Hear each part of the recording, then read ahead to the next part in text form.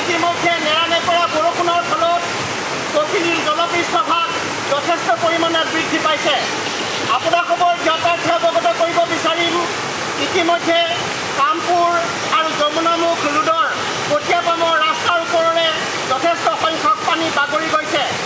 আপোনালোকে অতিৰিক্ত দেৰি নকৰি আপোনালোকৰ প্ৰয়োজনীয় সা সামগ্ৰীসমূহ লৈ আৰু পশুধন সামগ্ৰীসমূহক লৈ নিৰাপদ স্থানলৈ যাবৰ বাবে আমি বিনম্ৰতাৰে অনুৰোধ জনাইছোঁ।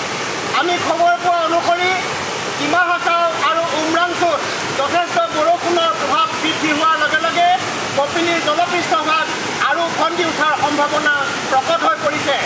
আমি আপোনালোকক পৰদৰে জনাব বিচাৰিম, আপোনালোকে দেৰি নকৰি আপোনালোকৰ প্ৰয়োজনীয় সামগ্ৰীসমূহ লৈ আৰু পশুধনসমূহক লৈ নিৰাপদ স্থানত আশ্ৰয় ল'বৰ বাবে আমি বিনম্ৰতাৰে অনুৰোধ জনাইছোঁ।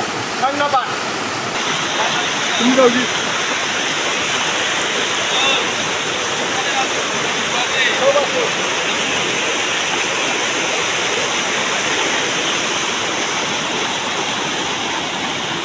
বানপানীৰ বিষয়লৈ ক'বলৈ গ'লে বৰ দুখৰ কথা যে এইখন পটিয়াপাম গাঁৱত এতিয়া মাহটো নহওঁতে দুটা বানপানী, আৰু ইয়াত মানুহৰ যিটো দুৰৱস্থা, এই দুৰৱস্থা লৈ পেলাই নাই চৰকাৰৰ কোনো কাণসাৰ হৈছে, নে চৰকাৰী কোনোবা বিষয়া আহিছে, নাই বিধায়ক আহিছে, নাই কোনোবা মন্ত্ৰী আহিছে। মাথাউৰি যেনি তেনি ভাঙি দিছে, মাথাউৰি বনাই থৈ গৈছে, মাথাউৰি বনোৱা নামত মাথাউৰি বনাইছে, আৰু এইটো ধোদৰ আলি বনোৱা নিচিনা বনাইছে, যেনি তেনিয়ে মাথাউৰি ভঙা।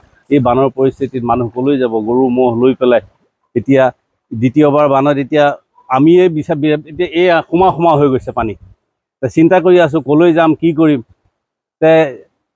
পটিয়াপামৰ মাথাউৰি ইয়াৰ পিছত আৰু আমাৰ উপায় কি আৰু, মৰাৰ বাহিৰে উপায় একোৱেই নাই, মৃত্যুৰ বাহিৰে উপায় একোৱেই নাই ইয়াত। আৰু এতিয়া যাবলৈ চব প্ৰস্তুত হৈ আছে।